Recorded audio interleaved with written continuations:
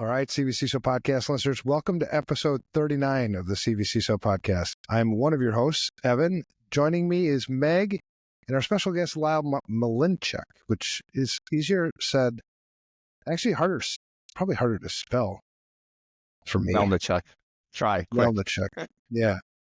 It's probably harder to pronounce when you don't have that last name. Right. Don't worry about it. I can't pronounce my last name, so it's all good. So I'm going to turn it over to Meg. Meg's going to kick us off. I'll jump back onto the show in, 20 minutes or so. All right. All right. So we feel like this is a divine topic today. I had selected a handful of topics, and then I talked to Lyle and said, which one do you think interests you? And so we decided, since he's working on continuity and disaster recovery, we thought that we would talk about that and from the perspective of the vCISO role when it comes to business continuity and disaster recovery. So what do you think, Lyle? What do you think in terms of business continuity and disaster recovery and the vCISO role? It's really interesting. Yeah. Hello, everyone. It's a really interesting position to be in for our perspective as a company, being just a cybersecurity consultancy and not an MSP. There is a lot of moving parts and having to work with client expectations on what they would like to see. And of course, every business, if you ask them, when the building burns down, how quickly you want to be back and going, they go right now. Right. Yeah. Or an hour. It's like, okay. I think the perception on that always is the technologist or the MSP or whoever is building that program for them, is to go, whoa, okay, hold on a second. That's not a very good expectation. So, and maybe back in the day when we were doing MSP work, I kind of fell into that trap a bit. But now as just doing all vCISO work, it's taken into account more on what the client is wanting to be engaged and build and recover. Because, the client's business, that's their baby. That's their livelihood, they treat it as one of their own. So we've kind of taken a perspective as like, okay, you want, for example, a 1 hour recovery time. Okay, great. That's our goal. Right. As a vCISO, my job is to work with you, of course, from a mitigating risk perspective, but, a disaster is more than just the building burning down. It could be anything. Yeah. Whether it's malware or anything. You don't know when you come into that door first thing in the morning, or you could come to the office and the office isn't standing anymore. Right. So you want an hour? Okay, great. What do we now need to do? Right? What is our path forward to get to that? And the interesting thing right now is now working with existing MSPs, they have their baby, they have their solution set when it comes to backup and disaster recovery and business continuity. So it's a really interesting dynamic when you're, from a vCISO perspective, we're talking about that recovery time and that's what they want. But now how are we engaging the MSP? Because we're not the MSP, we're not going to sell them their solution, right? They may have a solution in place already that maybe doesn't meet those guidelines.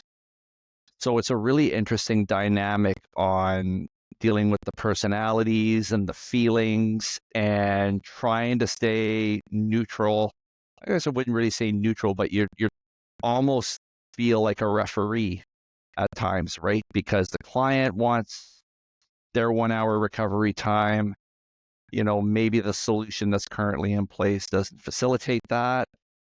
We're working on behest of their information security program, helping them build that. So this is a requirement of it, but now we have to deal with the other side, right? It says, okay, and tell them, like, these technologies maybe aren't going to be reliable enough for them to get that RTO of 1 hour. So it's a really interesting dynamic on navigating the waters, and try to still keep moving forward with the program, but at the same time, making sure we have the MSP engaged to want to move forward, right? So that's a very interesting dynamic.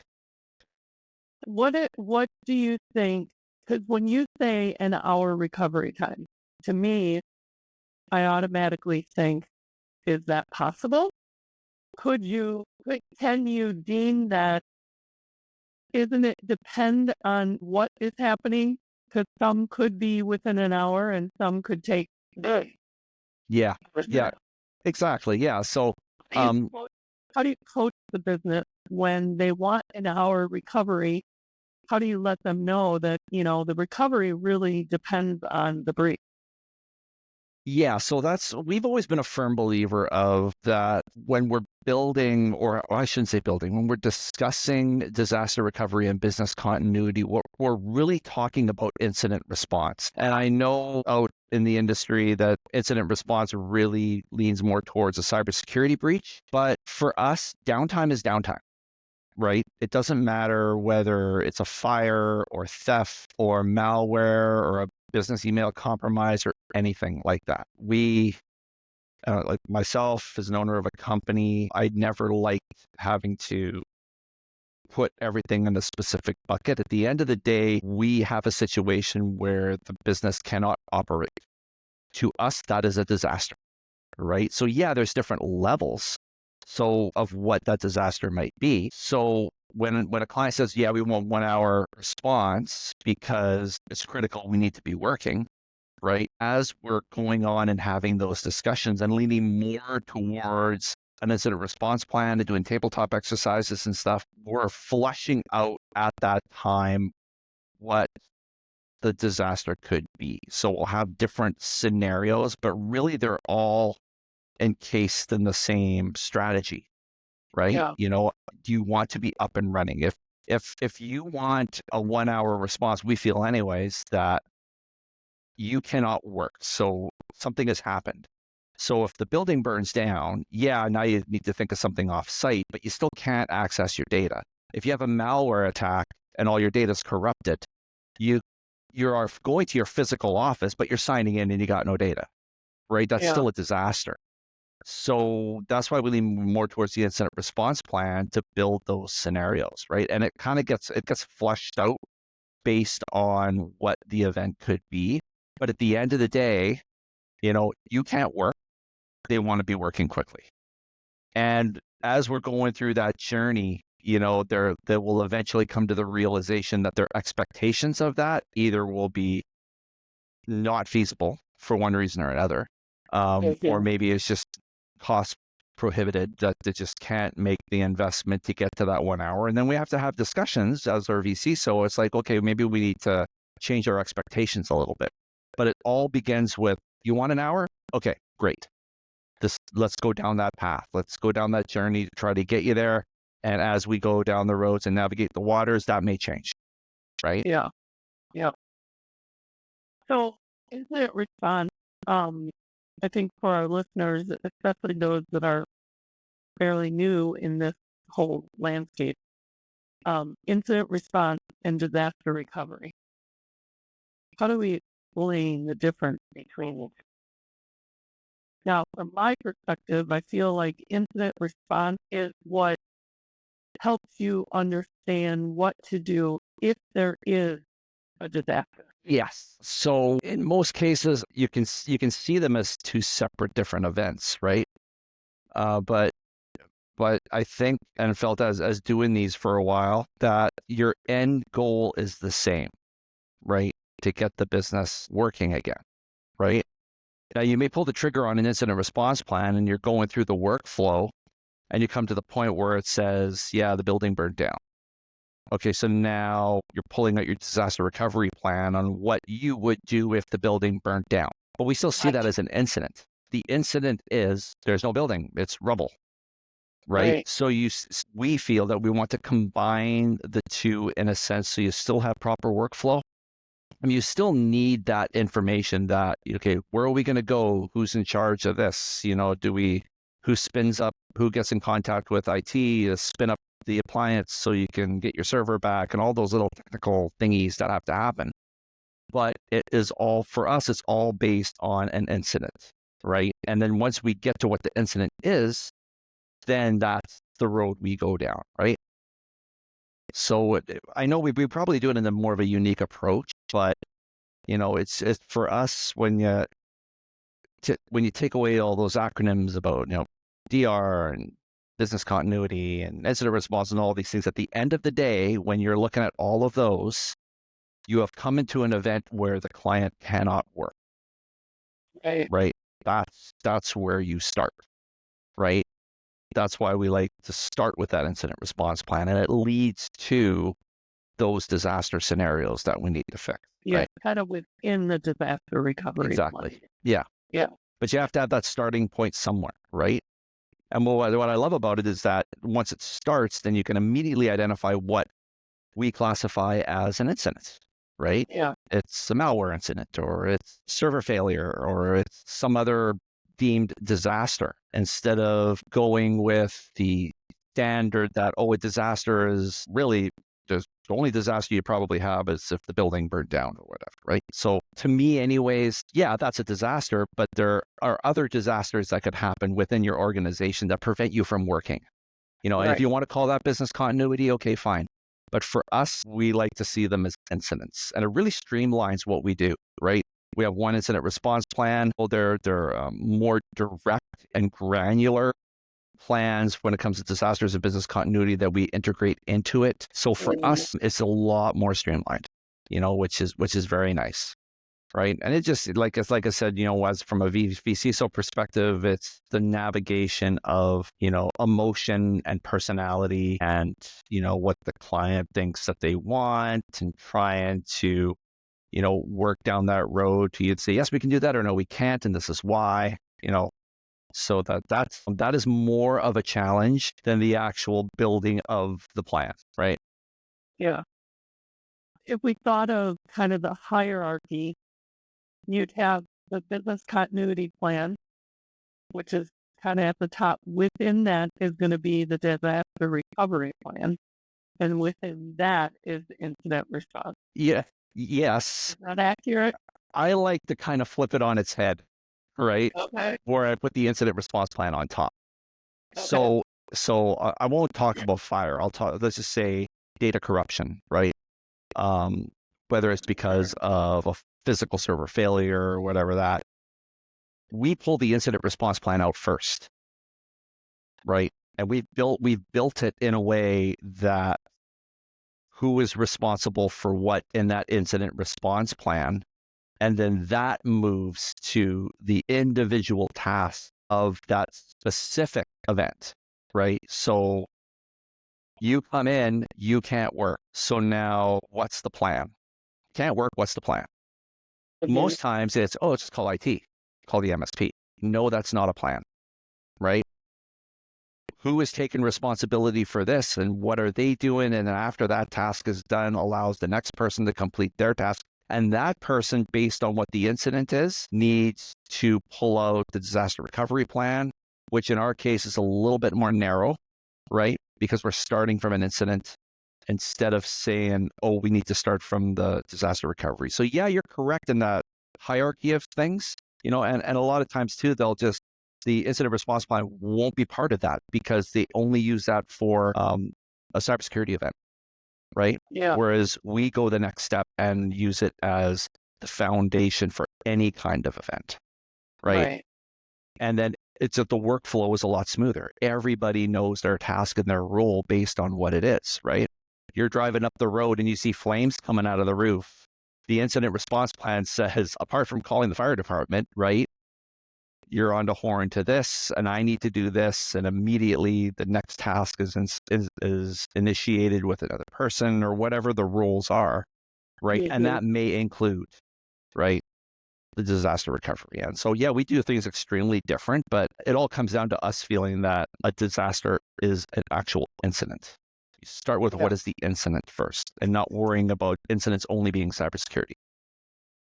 When you think of the three of those, disaster recovery, incident response, business continuity, which one is the vCISO more heavily involved in? I think the vCISO is heavily involved in all of it, and that starts with what we've always done is it starts with the risk assessment, right? We let the risk assessment dictate the gaps and what needs to be done. So I think the vCISO was involved in every aspect of building that information security program. I believe a disaster recovery plan and a business continuity plan, incident response plan, whatever road or configuration of the three you're going, right, all gets dictated by that initial risk assessment. And that's what we've always done. So when we are in an engagement right now that actually started as we want a disaster recovery plan because we're tucked away in the side, we're in a very dry area and possibility of fires coming down the hill, and we are right there. So I'm worried about it. That is how the conversation started. But the process moving forward was, yes, you don't have it, and that's a concern. But there are other things we need to have in place apart from you pulling out a booklet that just sits somewhere off-site, right? Because it can't be in the building because the building's on fire, right? Pulling out a piece of paper and start flipping through it, and you're on your cell phone trying to coordinate stuff. That's not an efficient way to go about it. So let's start with the risk assessment. The risk assessment will ask us whether we have it, and then it's part of our information security journey, right? So we don't just go in there and say, oh, you need a disaster recovery plan, we'll just make it. No, we start with the risk assessment. And everything we do about incidents and business continuity and disasters all revolve around starting with the risk assessment, right? Initial engagement, it's going to flag it. It's going to ask whether you have it, and it will be no, but now we have a path to go there. That's going to entail all forms of risk. Not just filling out a booklet and a couple of spreadsheets and go, here you go, done, right? Yeah. So if you mentioned the example you gave was a business on fire, and because they see the fire kind of rolling down, and if it were to come down the mountainside, right? Of course, it makes me think of California. Yeah, exactly. That's why I'm having these discussions with the client right now, right? They're freaked out. Which means, in all sincerity, they're a little late, in wanting a disaster recovery plan. Folks in like the clients we're working with, yeah, in a sense, I guess it's like anything, it's certain events make you think about what you have. I remember back in the day where no one wanted to do their accounting backup because it took too much time, right? Yeah. And you never found it important until your database got corrupted one day, and then your IT guy goes, "Where's your backup?" I go, geez, I don't have one. Right? Well, they'll start doing one now, right? So you don't want to get to that point, right?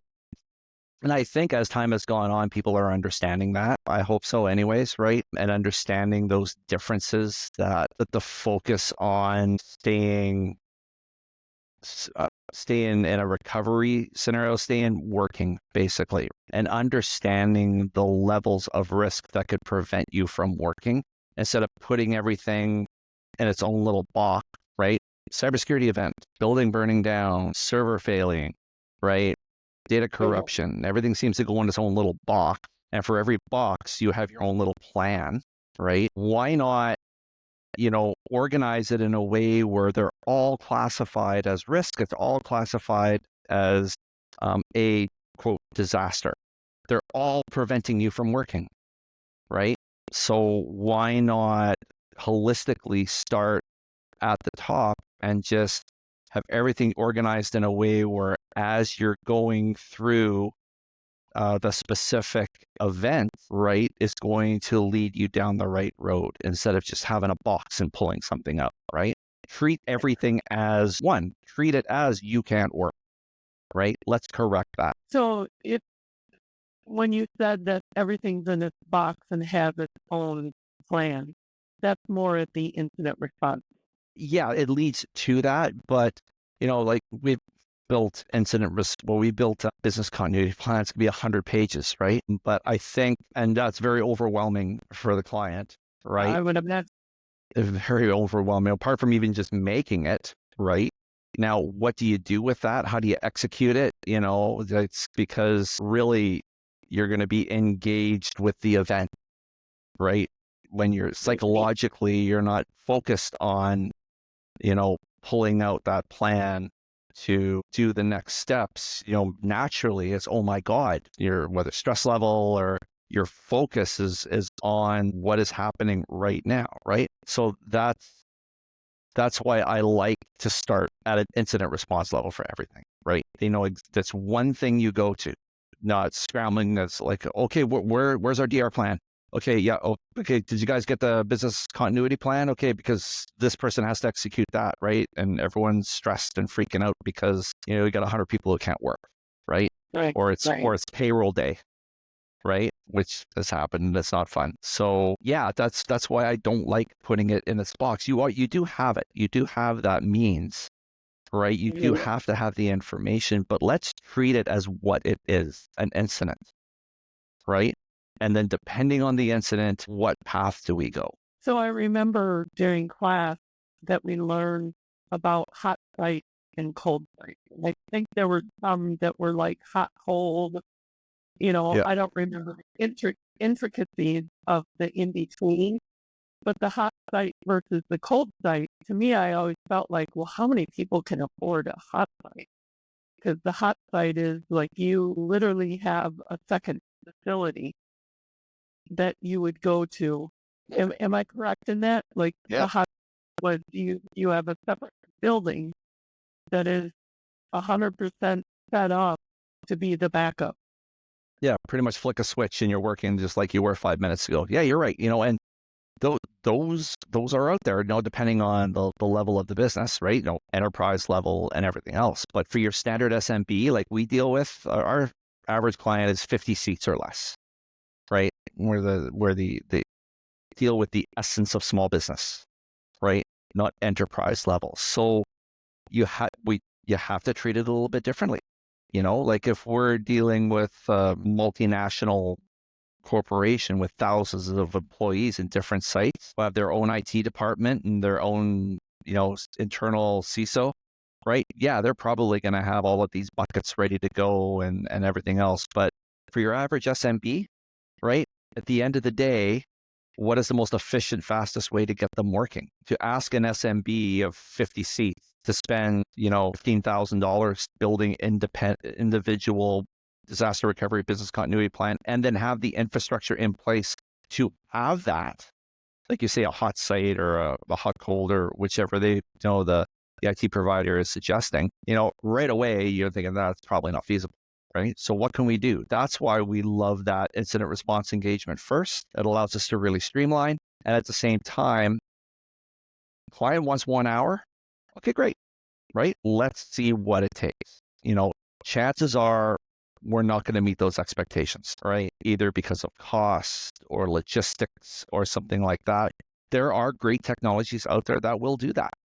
Right? You spin up an image on an appliance and connect everybody, and there you go. You could probably get that 1 hour, but it's not a replacement of what you had. It's a fail safe. You have to rebuild, and that takes time, right? Yeah. So when you say, okay, great, we'll do an hour, but then you start going through that journey with them, right? The expectations start to change, and you just go down that road, right? Yeah. But you're right. It really depends. Size of the business, whether there's any compliance issues or not. We do a vCISO engagement with a law firm. They're not super big. They're about 60 seats, but very compliant orientated. So they have to make the investment, right? Yeah. In order to meet compliance. So that's why I like starting with that incident response. Identify the incident and then just let it filter to where it needs to go. And hopefully at the end, or in a nice solid foundation. Hopefully it never happens, but it will at some point. And the cold site, just for our listener, is really more of the infrastructure that you have in place within your organization. You don't have so that's where, you got to be more on your toes maybe, or have a deeper understanding just because you can't just pick up and go to a different site. Which clearly could be done in the hour, but the rest of it could be a little bit more involved. Yeah, and it's we talk about those acronyms, hot site, cold site, in place appliance, all of that. I think sometimes we get a little bit drowned out in those type of acronyms and what is best, because you gotta. Every situation is different. Every business treats a disaster differently, but focusing on those little acronyms, I think sometimes gets away from what exactly we are trying to do, right? And that's mitigate risk and keep the business running, right? Don't worry about all these, hot, cold, all of that. Just what are the expectations? And then what is the solution to meet those expectations, whether we can or not? And not worry about, suggesting hot and cold and all that kind of stuff, because the client really doesn't understand. Honestly, I've always felt client, they don't care, right? Yeah. At the end of the day, if this happens, am I going to be able to work? Especially in the SMB space. I felt that they just don't care about the bits and bytes and the fancy technologies and stuff. All they care about is, can I get my data back? And how fast can I get back to work? And as a vCISO's role, it's our job, like us, we're vCISO consultants. So we're very product agnostic and very, we're not bound to any type of solution or product. It's all about results.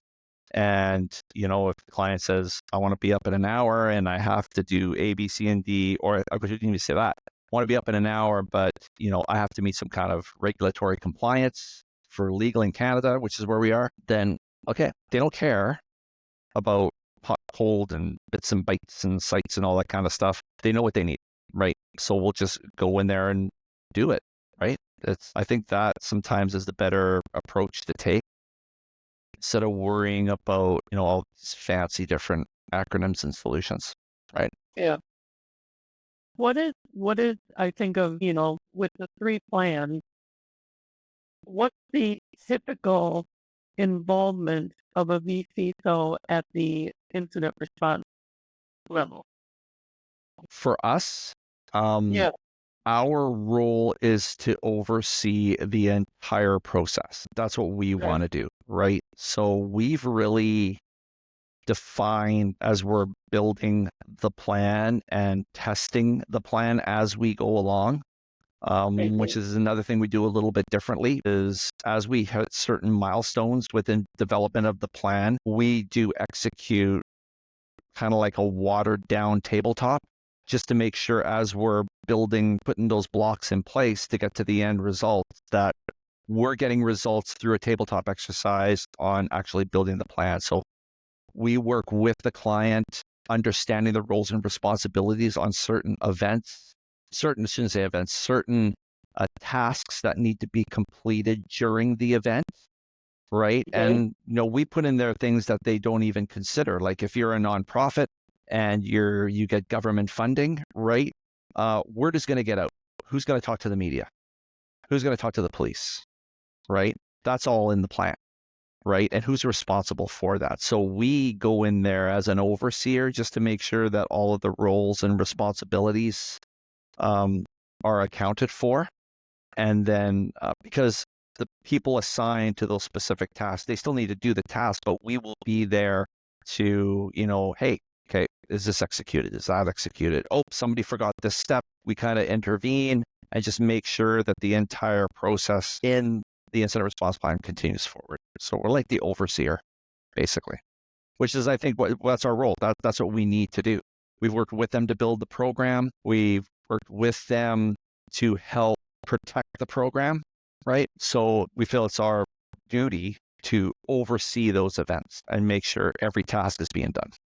One of the things that we talk about as well in the vCISO program is getting the cops involved, getting the police involved, and at what point do you get the police involved? And I think we've even mentioned that a common mistake is getting them involved too soon. What do you think about that? Yeah, I think that's a tough question. I'm kind of open-minded about that, because let's use like a malware attack, for example, right? So a bad actor has infiltrated your network, right?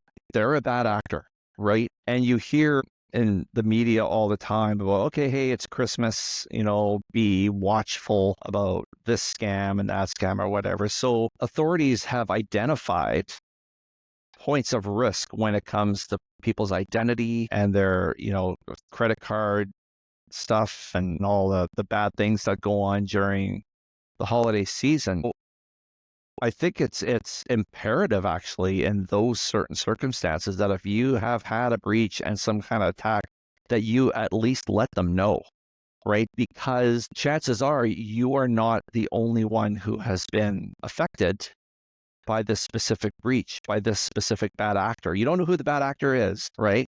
All you know is the symptoms that are presented in front of you, and you need to collect evidence. Never turn the server off, right? You need to collect the evidence. I think it's imperative to at least let the authorities know that, hey, we've had a malware attack, we have the evidence, you may want to collect it in building a case against somebody or another third party or some kind of foreign entity, right? And I think there's nothing wrong with that. It's all about, trying to stop bad actors from doing bad things, right? And the only way authorities can do that is to collect the evidence. I even went through that once way back in the day when I was still doing break fix IT stuff. And I had a client where we had to troubleshoot a system, and sure enough, they were breached, and I called the police, and they were great. A constable came to our office, and I showed him the evidence on the machine, and he collected some information, and they added it to their catalog, right? Because they had seen that before, right? So I think it's just our due diligence as good citizens, right? To help. Do they not do that? Because the reason that we've talked about the appropriate time to get the police involved is because typically when police show up to something, they take over. Right. They kind of take over the situation, and they could be taking over too soon. Is that maybe now with cybersecurity just being more of a household name, right? Household term, maybe they wisened up a little bit and realized they can't really take over because they don't know what to do. That's right. And I think, like it's all, for me, it's been just based on experience and what I've encountered, and when I felt that I've needed to call the police, just at least give them the information that something has happened, because I know, especially in our area here, that they want that. They want that communication so they can collect data. That's all they want to do is document this has happened and what happened, so they can add it to their database so they can determine some kind of trend, right? Okay. It's no different than, I tell my mom, if you got some crazy caller trying to get a hold of your credit card number, right? She's educated to hang up the phone. But, it just says, oh, geez, Lyle, it happened to me 3 times today. I said, do you remember because she's 90. Oh, do you remember what they talked about? She said she's very smart about that and good about that. She goes, yeah, sure. So she documented everything. I said, Mom, call the police and just let them know. And she does. And they just gather the information and document it, and they use that to build a case. And then out of the blue, one day you'll see a news report coming up saying that they got these, local bad actors. They've been trying to steal personal identities, right? That's why I think it's good to a point. I'm not too sure that maybe it depends on where you're located and whatever jurisdiction you're in, that they may be some fear of them trying to take control. But I think if you're just gathering evidence and just letting them know, I don't see, from what I've seen anyways, I don't see them trying to take over. And it's what your intentions are, right? I've called the police lots of times, right? Say, hey, something's weird here. Here's as much information as I can give you. Can you please add it to your database? Right? Yeah. They're not necessarily showing up. They're not kind of, trying to gather information or take over. It's more of informing. Yeah, and if it's large scale, right? Like we may put it in our incident response plan that somebody has a role to say contact the police or the media or whatever. Well, it's in the plan, but when we get to it, there may be a circumstance where, okay, we don't need to call them, right? So we just flag that task and then go on to the next ones. Here's a response plan, your business continuity plan, disaster recovery plan. It's a roadmap. It's guidelines, right? It's the rules of the game, right? So it doesn't necessarily mean you're going to do that, that person is going to call the media. The reason we put it in there is because, word gets out. Everyone knows, right? Yeah. People talk, it gets around, and the last thing you want are a bunch of rumors and all of that stuff that could damage reputation. But then if you're doing it for the right reasons, right? If you're if you're doing it for the right reasons and you're calling the media, say, right, to say, hey, the nonprofit in town, this happened. I think sometimes being upfront about it is very helpful. And then you're perceived as educating, right? You're getting ahead of it a bit. Because we know what it's like. People talk and reputations get damaged and businesses get damaged permanently by the wrong story getting out. So I think those two things are important, right? Stay out front about it and get that information out there instead of trying to keep it all, tight to yourself and don't say anything, right? Have you ever had an incident that you had to respond to that was an internal threat actor? Kind of. Yeah. Kind of. Interesting. They say that, it's more likely to happen internally than external. Maybe Yeah, kinda a little bit of a data infiltration with a disgruntled staff member. okay.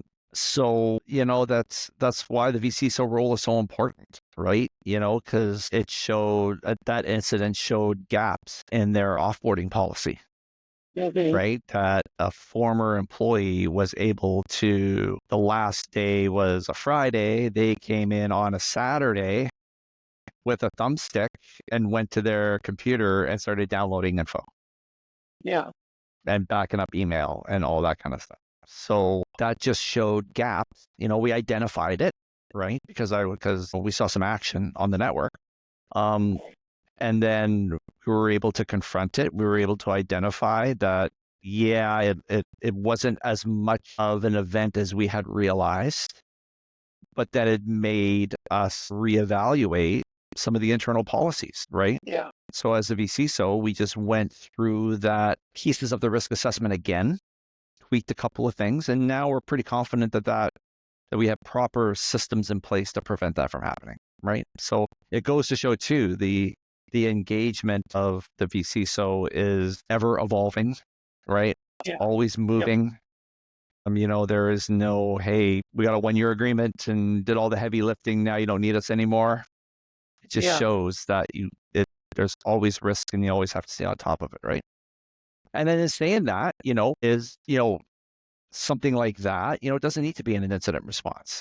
It's not a disaster. You could say it's an event. You could say it's some kind of disaster because data got moved, right? So that again shows how perception is everything when it comes to the type of event. How do you perceive it? Don't be in the box that said a disaster is this. In the client's eyes, it was a massive disaster. And a former employee come in the next day with the office keys and take data. That was a disaster for them. So we treat it as a disaster, right? We're not going to say, no, that's not a disaster because the server didn't fail. No, to Yeah. them as people, and that's really what it came down to. As people and business owners, to them, that was a disaster. And we respected that. And we worked with them for their disaster, right? Yeah. Do you find that like in that example you just gave, if when the police are called, are they more likely to come on premise when it's something like that? And does it lead to that person getting arrested? Or, 'cause it's different when Yeah. when you know who the actor is. But when you know who the actor is, are the police at a point where they get involved and there could potentially even be an arrest? Yeah. In our experience, it really depends on how the business owner or the managers want to take it, how far they want to take it, right? You can look at it and go, you know what? The stuff they took was their own personal stuff. It doesn't affect the firm or it doesn't affect the Yeah. company. Or if they go, yeah, they copied a whole bunch of stuff because they're moving to a competitor and they want a competitive advantage. Well, the owner may deem that as theft. And then they're deciding to escalate. And then, yeah, of course, they escalate and police would need to come and interview and all that kind of stuff, right? But in most cases, from what we do as technologists and a vCISO, it's more so just gathering data and letting the authorities know that this is what we've experienced. We just wanted to let you know, right? got everything under control, backups are working, blah, blah, blah. But we've identified it as a bad actor. We just want to let you know in case you've seen it before. And 99% of the time they go, okay, great. Thanks for the info. And they leave you alone. So I don't think there's that much of a risk, of them trying to take over, Right. But then again, maybe it does in different circumstances, right? Yeah. Well, thank you for allowing me to interview this out of you. That's more or less what I did. I feel like the substitute teacher because Jordan's not here today. But did anything get left out that you think is important to talk about when it comes to disaster recovery, business continuity, and all that stuff? No, I think it would, just to put it out there that, maybe for other providers, just to give it some kind of thought that at the end of the day, they're all incidents. And how do we treat those incidents? And how do we engage the client in what they want to see and work with them for how they perceive, say, their recovery, right? I go back to the 1 hour thing, right? Don't disregard what they want. If they say, hey, I got to be going right now. Okay, let's figure that out, and let your assessment and the technologies and the journey lead to the right solution for them. Instead of just saying, no, that's not going to happen. You don't need that. Well, engage, right? At the end of the day, as the vCISO, we are there for them, right? So let's encourage that. Yep. Now I want to talk about something that's adorable. Okay. Grandbabies or kittens? You call your mom. I know. Well, I'm Canadian. Of course I'm calling her mom. And you say that instead of process. What did I say? You say process. Process. I'm Canadian. We say things weirdly. Tomato, tomato, potato, potato. It all tastes good in my stew. You got to kind of feel sorry for our neighbors up north. Why? Because we're too nice? Maybe. Yeah. Sorry. There you go. I could resist. I've heard this in Canada becomes a part of the U.S. God, that's not no, we're too nice to become part of the U.S. No, we're too nice to become part of the U.S. Plan. That's right. The French Canadians are a little different. Yeah. Yeah. There's some really funny stories about, and don't get me wrong, I love our French Canadian friends. A visit to Quebec is, a wonderful place. And if you like architecture and history, it's great. But there's always some funny stories about if you're French Canadian and you go to Paris and start talking French, they kind of look at you like you got 3 heads because you're speaking gibberish. It's like, what did I say? I speak French. No, you're not speaking French. Go home. Well, that's the France mentality. Yeah, I heard really. Missed all the excitement, Evan. Well, it never fails. So we start the podcast and my daughter calls and she doesn't call me often. So I'm like, man, this is an opportunity it doesn't matter. There are certain people when they call you, you just drop in everything. 100%. And it's like, okay, I'm in the middle of starting a podcast, but it's my daughter. So, it was just a great conversation, really good to catch up. And she needed dad to talk to. So, that's what she did. Right. That's what we do. You joined us just as we were about to finish up. So if you have any words of wisdom. I can keep talking. I got nothing but time. Well, and the topic for the podcast is the cybersecurity awareness? No, disaster recovery, incident response, and business continuity. So I'm basically saying how we do it completely different where I think we need to get out of putting disaster recovery, incident response, and business continuity in its own separate box. At the end of the day, we have an incident. It doesn't matter whether it's malware, building burning down, server failed, whatever. We have an incident. So now what's the journey in our incident response plan to get to a resolution that the client wants to do? The client says you want to be up and running in an hour. Great, let's work with it, right? We may not get there based on whatever expectations they have, but we're not going to disregard what they want, right? We'll go down that journey. So for me, I think everything is an incident, and that's where you begin. Instead of saying, no, it's not an incident because it's not a cyber event, or it's a server failure, so you need to do a disaster recovery plan. No, it's an incident. You can't work. Got to fix Yeah. shit, right? Yeah, I always like simplifying everything, right? In a language that everybody can understand. I think it's important as a vCISO that you have these important discussions to figure out what language we're going to use. In absence of a language, everything's an event. The events that have a negative consequence associated with them, those are incidents, which then kicks off your incident response plan. Hopefully you've planned for, most incidents. If not, it's a catch-all. Those incidents that meet certain criteria, usually amount of time or scope, then feed over into a disaster recovery plan. So it's just a workflow, through all of them. So much to what you're saying, these aren't isolated things, they're integrated things. And for me as a CISO or a vCISO, for me to do this right, I have to understand the business. I have to get off my ass, go talk to people that I may not feel comfortable talking to, because the biggest problem people have with their disaster recovery plans and their incident response plans is lack of perspective, poor context. You assume that people are using the system this way, and so you go about your recovery in this way, only to find out that that's not how they use the system. That's not how quickly they need things recovered. That's why, in a disaster recovery plan, in the planning, you do the business impact analysis, and you don't cut corners.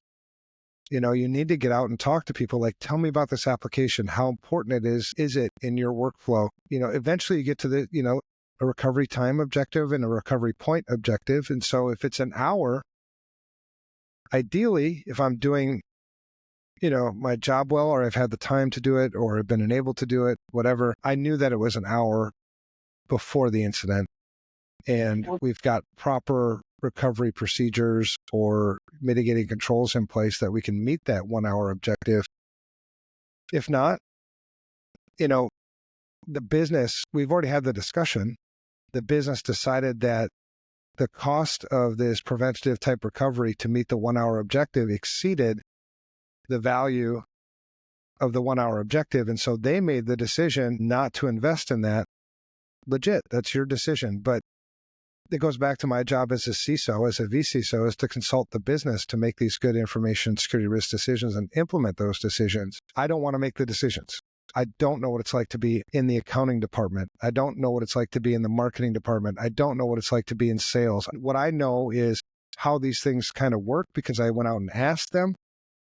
But for their perspective to feed into these plans to make sure that we get our shit squared away, they have to have input. Yeah. And when you think of, so I remember when I was a security analyst, the place where I worked, they didn't have an incident response plan, a disaster recovery plan, and a business continuity plan. And I remember the conversation that the last two, that's recovery and business continuity, were so involved that they kept putting it kind of off to the side. Like, I know we need to do this, we need to do it eventually, but it's too involved for right now. What do you think about that mentality? I think it's common? it comes from somebody who's never done it before. Yeah. It's a sign of immaturity in doing this. It is involved, too involved. I mean, that's subjective. What's too involved? Yeah. I think the human nature is, it's not going to happen to me. That's what, it happens to other people. I read about that in the news, like the fires in California. It's never going to happen here. It just happens in California until it happens. And that's the whole point of the planning. And so what's an appropriate amount of planning? It depends on, understanding your situation. I mean, a lot of it comes back to situational awareness. Because, and we overthink things a lot. We overcomplicate things a lot. I mean, honestly, the best way to get a system from down to up is a straight line. What's the straight line? What are the series of things that need to be done? The good thing, then look for the other benefits, right? There's other benefits beyond just disaster recovery planning. The better you understand yourself, the better you understand your business, the better you're going to be able to leverage that business to make more money. right? When we're going through the planning, we're going to find so many, hopefully if we're doing it right, we're going to find so many areas of simplification, things that we can simplify. Like, why are we doing a 20-step process for this thing? Not only is it easier for me to recover a 3-step process, but it helps us make a lot more profit to do 3 steps than 20. You identify all these other opportunities to make the business a lot better. And so Complication is the killer. always, complexity is always the worst enemy. So if somebody says, well, it's too involved, then usually that's a misunderstanding. It's also like, what do they say? How do you eat an elephant? One bite at a time. So you can, if even in a really complex environment where it is very, very involved, step by step, it may take us 2 years to get this disaster recovery plan done. Fine. It didn't disrupt the business. It so over the long period, it was very involved, but it wasn't distracting. So there's just lots of ways to combat that. Right. What I never want to be is, and I guess it sucks, but the best way to learn this is to live it. Once you've been in a disaster, you realize, like, holy shit, this is probably one of the most important things I need to do for my business. But if you haven't lived through a disaster before, you kind of have this ignorance, but that's why, you see budgets for incident response, for disaster recovery planning. You see budgets for information security go through the roof after an incident. I couldn't get budget for years and years and years. An incident happened, and now I've got an open checkbook. It's also really dangerous, by the way, because then you end up overspending. It's like a pendulum. You know what I mean? It's like the place for the pendulum to be is like right here in the middle. You may not have been spending any time or enough focus on these things. So the pendulum was way to the left, and then you have an incident, and it swings way the hell over to the right. Well, you're still out of balance. The right way to do this is to bring this thing into balance. So if you have a good consulting in your way to the left, meaning you're not taking this seriously, you think you have all these misconceptions, well, then it takes a lot of trust, a lot of credibility, a lot of really social engineering to bring that sort of into balance. If you're coming in after an incident or there's an incident while you're there, recognize where this is going to go. It's going to go way to the right. People are going to be panicking. They're going to be overreacting. They're going to be wanting to spend everything. Well, that's just as dangerous as being over here on the left. So yeah, and you only learn this stuff just by getting your ass kicked, and then your face looks like mine does. Not everybody can grow a beard. Nobody, no. That is so true. Yeah. Let me know the secret formula. Right. Is it something you eat? But it's kind of sad, though. Mexican sunshine. It is kind of sad, though, because you want to save people from the pain. Yeah. Just these few simple things, man. If you can just do these few simple things, how much better it's going to be when shit does hit the fan. They're like, well, shit's never going to hit the fan. Like, okay, well, call me when it does. Right. Try to consult them out of that mentality. Yeah. But then, from a vCISO perspective too, you also can't be too hard on yourself. Right. There are times when it's just, all right, I'm going to cut bait. Call me when shit hits the fan, and I won't hold it against you. I won't do I told you so. I'll be here and get you, back. Yep.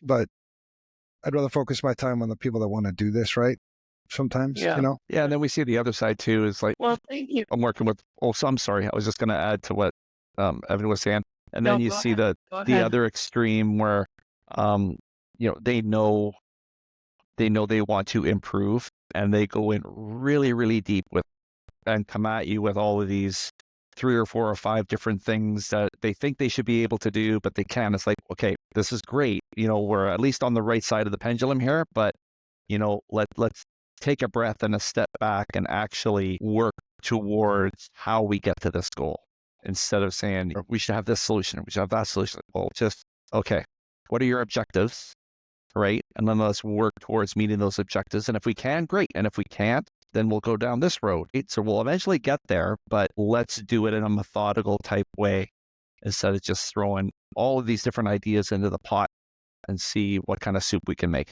right? Well, yeah. And that's what the risk assessment's for, right? It's there to help you put risk into context. There's never a shortage of shit to work on. But what's the first thing? What's the next thing I should work on? Where should I spend that next information security dollar to get the most benefit? And it might be a benefit on the front end, right? To make the company more money, make it more efficient, more profit, or it might be to save you for sure. Well, thank you, listeners, for joining us today. Hopefully we gave you some good tidbits to take back to your consulting business and understand how to work with your clients. Thanks for having me, guys. See you next Thanks week. for We're going to talk about something else. Cool. Thanks for letting me be a substitute teacher today for Jordan. Yeah, you got Wow. I appreciate damn it. cool, man. Yeah. Anytime. Enjoy coming on. All right.